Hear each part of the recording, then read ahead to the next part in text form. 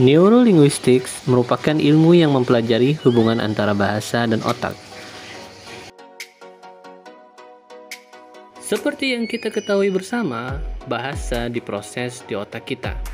Tetapi sebenarnya di mana letak pemrosesan bahasa itu?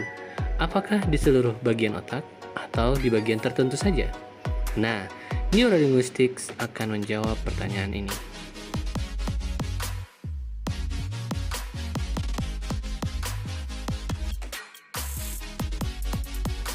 Josh Yule mengatakan bahwa bahasa diproses di otak di bagian kiri hemisfer area.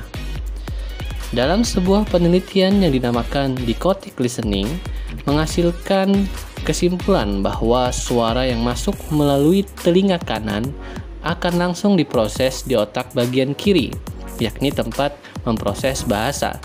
Dan suara yang masuk melalui telinga kiri akan masuk ke bagian otak kanan, lalu kembali ke otak kiri untuk diproses bahasanya.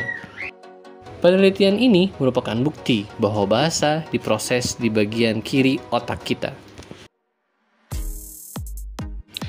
Gambar ini merupakan bagian otak sebelah kiri. Seperti yang kita lihat, ada beberapa nomor di situ, 1, 2, 3, dan 4. Pada bagian yang diberi nomor 1, bagian itu merupakan Broca's area atau anterior speech cortex. Kerusakan pada bagian ini mengakibatkan kesulitan dalam menghasilkan suara atau pembicaraan. Biasa disebut dengan Broca's aphasia, di mana orang yang memiliki permasalahan pada bagian ini biasanya berbicara secara terbata-bata atau gagu biasanya. Selanjutnya pada bagian kedua, yakni Wernicke's area atau posterior speech cortex. Kerusakan pada bagian ini akan mengakibatkan kesulitan dalam speech comprehension, atau dengan kata lain, orang ini memiliki kemampuan untuk berbicara secara lancar, tetapi apa yang disampaikan itu kebanyakan nonsen. Ya. Penyakit ini dikenal dengan istilah Wernicke's aphasia. Misalnya orang yang sudah lanjut usia memiliki masalah dalam hal ini, biasanya dia berbicara apa saja, tetapi tidak ada poin sama sekali di dalamnya. Selanjutnya, yang ketiga adalah the motor cortex atau area that generally control movement of muscle. Lokasi ini berdekatan dengan Broca's area, bertugas untuk mengontrol articulatory muscles dari wajah, rahang, lidah, dan laring. Kerusakan pada bagian ini akan mengakibatkan gangguan dalam speech production. Misalnya ketika kita mempunyai masalah dalam rahang, tentu saja kesulitan untuk membuka mulut membuat artikulasi suara atau pengucapan kita menjadi tidak sempurna. Nomor 4 adalah arcuate fasciculus atau a bundle of nerve fibers. Bertugas untuk menghubungkan antara Wernicke's dan Broca's area. Karena merupakan sebuah jembatan dari Wernicke's dan Broca's area, maka apabila terjadi kerusakan pada bagian ini akan mengakibatkan gangguan dalam speech production dan speech comprehension. Ada beberapa fenomena yang terkait dengan language and the brain. Salah satunya adalah tongue tips. Apa itu tongue tips? Tongue tips adalah ketika kita sebenarnya tahu kata-kata yang akan kita ucapkan, tetapi sulit sekali untuk mengucapkannya. Kalau dalam lidah kita mungkin kita bilang sudah di ujung lidah. Apa ya, ini loh namanya loh, ini loh, kayak gitu. Nah, itulah fenomena tongue tips. Hal ini biasa terjadi karena ada beberapa kata yang sulit untuk diproses oleh otak kita, dan ada sebagian yang mudah. Nah, apabila otak kita mengalami hal itu, berarti kata ini termasuk sulit untuk otak kita.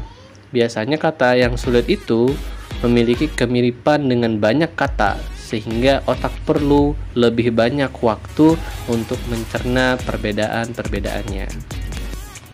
Berikut ini adalah beberapa contoh dari tongue tips. Wait, Matt, you know that guy? Yeah, With the face? yeah, with the hair, right? Yeah, and the nose. What's his name? He had a name. Okay, class, what is a temporary inability to remember information? Oh wait, I know the word.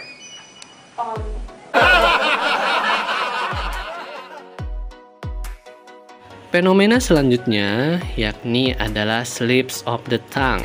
Kejadian ini biasanya kita alami ketika kita mengucapkan suatu kata dengan salah. Padahal kita bisa dan tahu cara mengucapkan kata tersebut dengan benar. Tetapi mungkin pada saat itu karena kita berbicara terlalu cepat atau tidak fokus, sehingga yang kita ucapkan malah salah. Genesis 1, verse 1. In the beginning, in the beginning, yeah, in the beginning, yeah, in the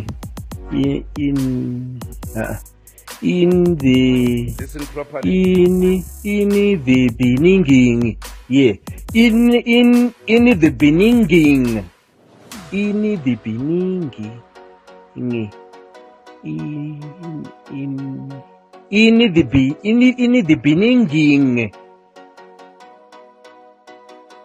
Terakhir, masih terkait dengan language and brain, kita akan membahas terkait dengan critical period.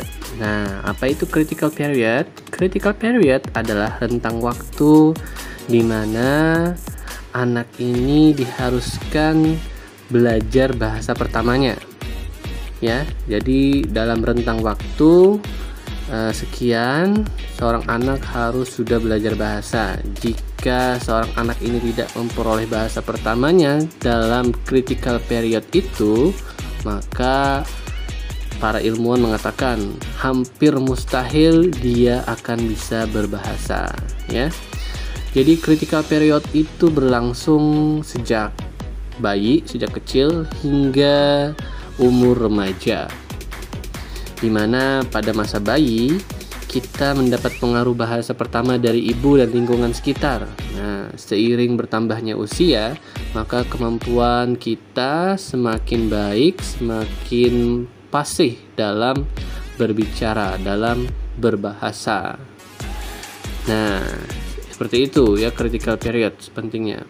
Namun ada fakta yang cukup menyedihkan ya, bahwa ada seorang gadis di Amerika Serikat sana ya, yang semasa kecilnya setelah dia berumur 20 bulan, dia dikurung oleh orang tuanya karena dianggap memiliki kelainan jiwa, sehingga dikurung di ruangan yang gelap, tidak ada cahaya, tidak ada sama sekali interaksi, tidak diajari makan yang baik, tidak diajari buang air kecil yang baik, buang air besar, tidak ada kasih sayang sama sekali. Dikurung di sana hampir belasan tahun ya, sampai 11 tahunan kira-kira. Nah, pada saat ditemukan, ya bagaimana kondisi dia? Ya sangat menyedihkan. Tubuhnya kekurangan gizi, dan yang pastinya karena tidak ada komunikasi dengan orang tua dan lingkungan, dia tidak bisa berkomunikasi saat itu. Lalu setelah ditemukan, dia dibawa ke rumah sakit ya. Lalu ada beberapa peneliti yang mencoba untuk mengajarkan bahasa kepada anak ini. Ya, walaupun anak ini masih bisa belajar bahasa, tetapi bahasa yang dia pelajari atau yang dia kembangkan itu berbeda dengan bahasa yang biasa dikembangkan oleh anak kecil. Jadi dia belajarnya seperti anak kecil, tetapi pemahaman dia berbeda. Nah, dari situ yang kita sebut critical period ini sangat penting. Jadi kalau misalnya terlewat, maka kemampuan berbahasa ini akan sangat sulit ya untuk dilatih kembali. Nama anak ini adalah Ginny ya. Walaupun Ginny bukan nama aslinya, tetapi kita mengenalnya dengan Ginny ya. Jadi kalau kalian mau lebih mendalam tahu tentang Ginny, kalian bisa cari di YouTube, karena di YouTube banyak sekali orang yang membahas terkait dengan kasus Ginny ini, mulai dari detektif, para ilmuwan, hingga orang biasa. Mereka mengupas lengkap terkait dengan Ginny. Well, cukup sekian video ini, semoga bermanfaat. Terima kasih sudah menyaksikan hingga akhir. Sampai jumpa pada video berikutnya. Wassalamualaikum warahmatullahi wabarakatuh.